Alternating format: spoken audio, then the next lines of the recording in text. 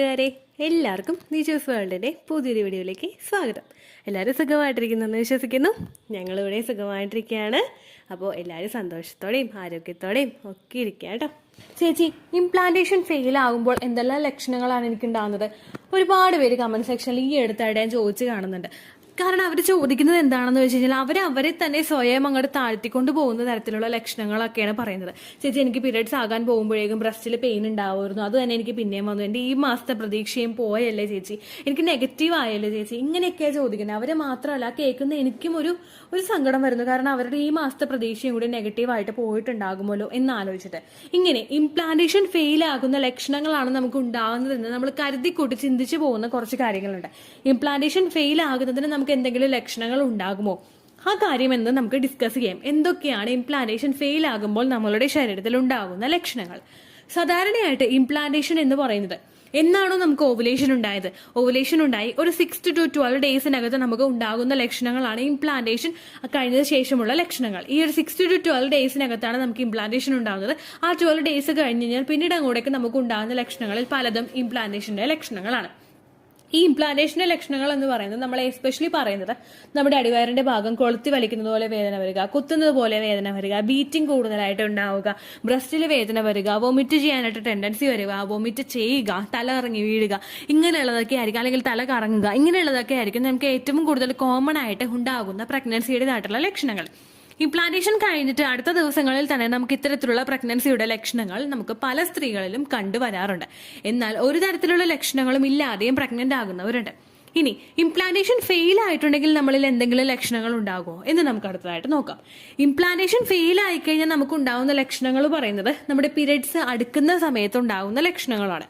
Premenstrual symptoms ഭയങ്കര verse ആയിട്ട് അനുഭവപ്പെടുന്ന സ്ത്രീകൾ, അതായത് ഓവുലേഷൻ കഴിഞ്ഞിട്ട് കുറച്ച് ദിവസങ്ങൾ കഴിയുമ്പോൾ തന്നെ ബ്രസ്റ്റിന് ഭയങ്കരമായിട്ട് വേദന വന്നിട്ട് പീരിയഡ്സ് ആകുന്നവര്, അല്ലെങ്കിൽ ചെറുതായിട്ട് സ്പോട്ടിങ് കണ്ടു തുടങ്ങിയിട്ട് അത് പയ്യെ ഇൻക്രീസ് ആയിട്ട് അത് ബ്ലീഡിംഗ് ആയിട്ട് മാറുന്നവര്, അങ്ങനെയുള്ളവർക്കൊക്കെ അത് ചിലപ്പോൾ ആ ഒരു ഇംപ്ലാന്റേഷൻ ഫെയിൽ ആയതിന്റെ ലക്ഷണങ്ങളായിട്ട് കൺസിഡർ ചെയ്യാനായിട്ട് സാധിക്കും.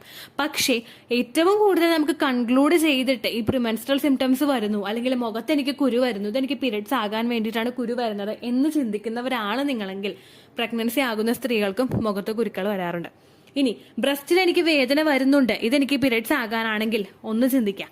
2 ബ്രസ്റ്റിലും വേദന വന്നിട്ടോ ഒരു ബ്രസ്റ്റിൽ മാത്രം വേദന വന്നിട്ടോ പ്രഗ്നന്റ് ആകുന്ന സ്ത്രീകളുണ്ട്.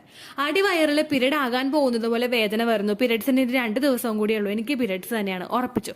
അങ്ങനെ നിങ്ങൾ ഉറപ്പിക്കുന്നുണ്ടെങ്കിൽ ഈ ഒരു വേദന വെച്ചിട്ട് പ്രഗ്നൻസി ആകാൻ വേണ്ടിയിട്ട് മുമ്പോട്ട് പോകുന്ന ആളുകളുണ്ട്. എനിക്ക് ഈ ഒരു വേദന ഉണ്ടായിരുന്നു, പീരിയഡ്സ് ആകാൻ പോകുന്നത് പോലുള്ള വേദന വന്നിട്ട് പ്രഗ്നന്റ് ആയ ഒരാളാണ് ഞാൻ, ആ ഒരു വേദന നമുക്ക് അനുഭവപ്പെടാം. ചില സ്ത്രീകളിൽ എനിക്ക് പീരിയഡ്സ് ആകുന്നതിന് മുൻപ് കാലുവേദന, നമ്മുടെ തൊടയുടെ ഭാഗം മുതൽ തന്നെ കാലുവേദന ഉണ്ടാകുന്നുണ്ട് എന്ന് നമ്മൾ ചിന്തിക്കുകയാണെങ്കിൽ ആ ഒരു കാലുവേദന പ്രഗ്നൻസിയുടെ സ്റ്റാർട്ടിംഗ് സ്റ്റേജിൽ ഉണ്ടാകുന്ന ഒരുപാട് പേരുണ്ട്.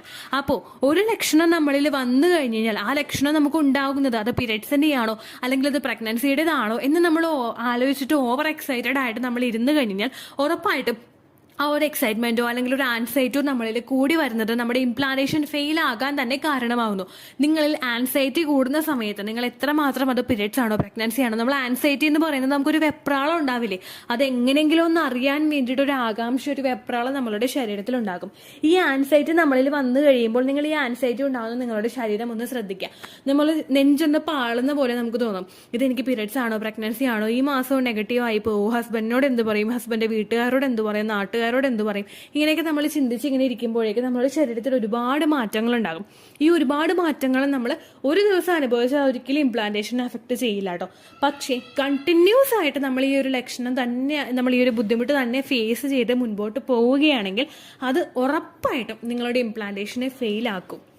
അതുകൊണ്ട് ആ ഒരു കാര്യം നിങ്ങൾ ചിന്തിക്കാതിരിക്കുക. ഒരു ലക്ഷണം വന്നു കഴിഞ്ഞാൽ അത് ഇംപ്ലാന്റേഷൻ ഫെയിൽ ആയതിന്റെ ലക്ഷണമാണല്ലോ എന്ന് ആലോചിച്ച് നിങ്ങൾ വിഷമിക്കാതിരിക്കുക. ഇനി എന്തുകൊണ്ട് സ്ത്രീകളിൽ ഇംപ്ലാന്റേഷൻ ഫെയിൽ ആകുന്നു എന്ന് നമുക്കൊന്ന് നോക്കിയാലോ. ഇംപ്ലാന്റേഷൻ ഫെയിൽ ആകുന്ന റീസൺസ് അറിഞ്ഞു കഴിഞ്ഞാൽ ചിലപ്പോൾ നമുക്കൊരു പരിധി വരെ അത് പ്രിവെന്റ് ചെയ്യാനായിട്ട് സാധിക്കില്ല. അതെന്തൊക്കെയാണെന്ന് നമുക്ക് നോക്കാം. ആദ്യത്തെ എന്ന് പറയുന്നത് നമ്മുടെ അൺഹെൽത്തി ആയിട്ടുള്ള ലൈഫ് സ്റ്റൈലാണ്.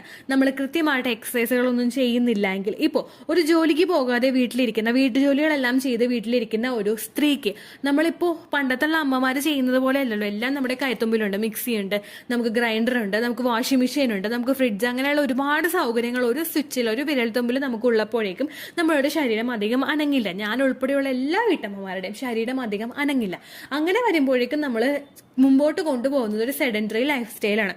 ഇങ്ങനെ മുൻപോട്ട് പോയി കഴിഞ്ഞാൽ ഇത് നമ്മളുടെ ശരീരത്തിനെ അൺഹെൽത്തി ആക്കുന്നു. നമുക്ക് ഇംപ്ലാന്റേഷൻ ഫെയിൽ ആകാനായിട്ട് അത് കാരണമാകുന്നു. നമ്മളുടെ ശരീരത്തിൽ കൃത്യമായിട്ടുള്ള ഒരു ബ്ലഡ് സർക്കുലേഷൻ ഉണ്ടെങ്കിൽ മാത്രമേ അവിടെ പ്രഗ്നൻസിയും അതുപോലെ ഓവുലേഷൻ നടക്കുന്നതും പോസിബിൾ ആവുകയുള്ളൂ. അൺഹെൽത്തി ലൈഫ് സ്റ്റൈലും അതുപോലെ അൺഹെൽത്തി ആയിട്ടുള്ള ഫുഡ് കഴിക്കുന്നതും, packaged food, processed food, fast food, junk food, ഇതൊക്കെ കഴിക്കുന്നത് നിങ്ങളിൽ ആ ഒരു പ്രഗ്നൻസി ഫെയിൽ ആവുന്നതിന് കാരണമാകുന്നു. പിന്നെ തുടക്കത്തിൽ പറഞ്ഞതുപോലെ എക്സ്ട്രീം ആയിട്ട് നമ്മൾ അനുഭവിക്കുന്ന സ്ട്രെസ്, ഒരു ദിവസം മാത്രമല്ല കണ്ടിന്യൂസ് ആയിട്ട് ദിവസങ്ങൾ നമ്മൾ അനുഭവിക്കുന്ന സ്ട്രെസ്, അതുപോലെ തന്നെ നമ്മുടെ എഗ്ഗിന്റെ ക്വാളിറ്റി കുറയുക, ഹസ്ബൻഡിന്റെ സെമന്റെ ക്വാളിറ്റി കുറയുക. എഗ്ഗിന്റെ ക്വാളിറ്റി കുറയുന്നത്, സ്പേമിന്റെ ക്വാളിറ്റി കുറയുന്നത് നമുക്ക് ഒരു പരിധി വരെ ചിലപ്പോൾ നമുക്ക് നിയന്ത്രിച്ചു കൊണ്ടുവരാനായിട്ട് സാധിക്കും.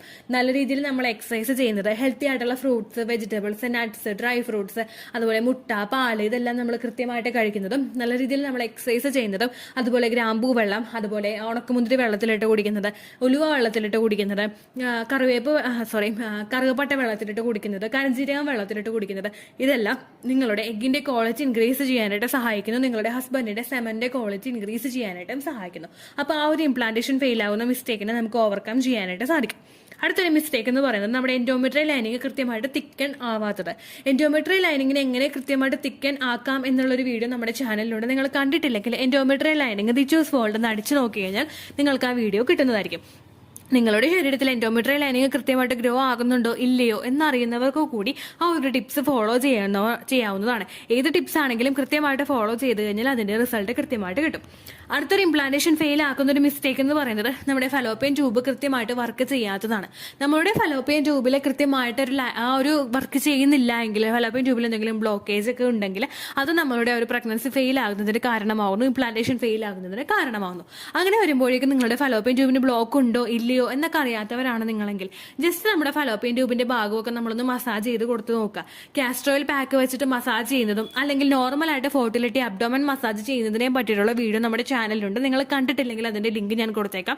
അതല്ലെങ്കിൽ the choose world castor oil massage എന്നോ അല്ലെങ്കിൽ the choose world lower abdomen massage എന്നോ നിങ്ങൾക്ക് അടിച്ചു നോക്കിക്കഴിഞ്ഞാൽ ഈ രണ്ട് വീഡിയോസ് നിങ്ങൾക്ക് ലഭിക്കുന്നതായിരിക്കും. അത് നിങ്ങളൊന്ന് കണ്ടു നോക്കുക കേട്ടോ. ഇത്രയും കാര്യങ്ങൾ നിങ്ങൾ നിങ്ങളുടെ ശരീരത്തിനൊരു സപ്പോർട്ട് കൊടുത്തു കഴിഞ്ഞാൽ ഉറപ്പായിട്ട് നമ്മളുടെ ഇംപ്ലാന്റേഷൻ സക്സസ്ഫുൾ ആകും. ഇത്രയേ ഉള്ളൂ വീഡിയോ. യൂസ്ഫുൾ ആയി കാണുമെന്ന് വിശ്വസിക്കുന്നു. യൂസ്ഫുൾ ആവുന്നുണ്ടെങ്കിൽ ലൈക്ക് ചെയ്യുക, ഫ്രണ്ട്സിനൊക്കെ ഷെയർ ചെയ്ത് കൊടുക്കുക കേട്ടോ. എന്തെങ്കിലും സംശയം ഉണ്ടെങ്കിൽ നിങ്ങൾ കമൻസിൽ ചോദിക്കുക. പണ്ടത്തെ വീഡിയോയ്ക്ക് കമൻസ് ഇടുന്നവർക്ക് റിപ്ലൈ ലഭിക്കുന്നില്ലെങ്കിൽ ലേറ്റസ്റ്റ് ആയിട്ട് ഞാൻ ഏത് വീഡിയോ ആണോ അപ്ലോഡ് ചെയ്യുന്നത് അതിന് താഴെ കമൻറ്റ് ഒന്ന് കോപ്പി പേസ്റ്റ് ചെയ്യാനായിട്ട് ശ്രദ്ധിക്കുക കേട്ടോ. അതുപോലെ ഓവുലേഷൻ ഡേറ്റ് കാൽക്കുലേറ്റ് ചെയ്ത് തരാനായിട്ട് റിക്വസ്റ്റ് ചെയ്യുന്ന ആളുകൾ എത്രയാണോ സൈക്കിൾ ലെങ്ത് അത് മെൻഷൻ ചെയ്യാനായിട്ട് ശ്രദ്ധിക്കുക. സൈക്കിൾ ലെങ്ത് എന്നതുകൊണ്ട് ഉദ്ദേശിച്ചത് ഓരോ മാസവും എത്ര ദിവസം കൂടുമ്പോഴാണോ ബ്ലീഡിങ് വരുന്നത് അതാണ് സൈക്കിൾ ലെങ്ത്. കഴിഞ്ഞ മാസം ഒരു 8-ാം തീയതിയാണ് ബ്ലീഡിങ് ആയതെങ്കിൽ ഈ മാസം 6-ാം തീയതിയാണ് ബ്ലീഡിങ് ആയതെങ്കിൽ കഴിഞ്ഞ മാസം 8-ാം തീയതി മുതൽ ഈ മാസം 6-ാം തീയതി വരെ എത്ര ദിവസമുണ്ടോ അത് കാലണ്ടറിൽ എണ്ണി തിട്ടപ്പെടുന്നതാണ് നിങ്ങളുടെ സൈക്കിൾ ലെങ്ത്. സൈക്കിൾ ലെങ്ത് നമ്മൾ കൃത്യമായിട്ട് കാൽക്കുലേറ്റ് ചെയ്യുകയാണെങ്കിൽ ഓവുലേഷൻ ഡേറ്റ് എളുപ്പത്തിൽ കണ്ടുപിടിക്കാൻ വേണ്ടിയിട്ട് ഒരുപാട് ആപ്ലിക്കേഷൻസും ഒരുപാട് ഓൺലൈൻ ആയിട്ടുള്ള വെബ്സൈറ്റുകളും ഇന്ന് നമുക്ക് അവൈലബിൾ ആണ്. പ്ലേ സ്റ്റോറിൽ പോയിട്ട് ഓൺലൈൻ ഓവുലേഷൻ ട്രാക്കർ എന്ന് ടൈപ്പ് ചെയ്ത് കഴിഞ്ഞാൽ നിങ്ങൾക്ക് അതുമായിട്ട് ബന്ധപ്പെട്ടിട്ടുള്ള ആപ്ലിക്കേഷൻസ് കിട്ടും.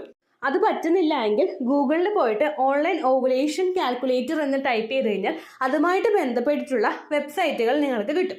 അതിൽ നിങ്ങളുടെ ലാസ്റ്റ് മന്തിലെ മെൻസ്ട്രേഷൻ്റെ ഡേറ്റും ഒപ്പം ഞാൻ ഈ പറഞ്ഞ രീതിക്ക് നിങ്ങൾ കാൽക്കുലേറ്റ് ചെയ്യുന്ന സൈക്കിൾ ലെങ്ത്തും എൻ്റർ ചെയ്ത് കൊടുക്കുകയാണെങ്കിൽ നിങ്ങൾക്ക് കൃത്യമായിട്ട് ഓവുലേഷൻ ഡേറ്റ് കണ്ടുപിടിക്കാനായിട്ട് സാധിക്കും.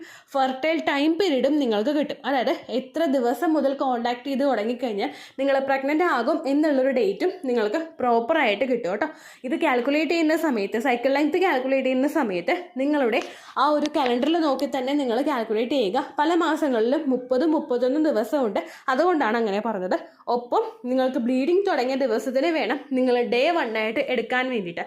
സ്പോട്ടിങ് തുടങ്ങിയ ദിവസത്തിനെ, അതായത് ചെറുതായിട്ട് ഡിസ്ചാർജ് പോയി തുടങ്ങിയ ദിവസത്തിനെ നിങ്ങൾ കൺസിഡർ ചെയ്യേണ്ട ആവശ്യം ഇല്ല കേട്ടോ. അപ്പോൾ ഇത്രയേ ഉള്ളൂ വീഡിയോ. അടുത്തൊരു വീഡിയോ ആയിട്ട് നമുക്ക് വീണ്ടും കാണാം. ബൈ.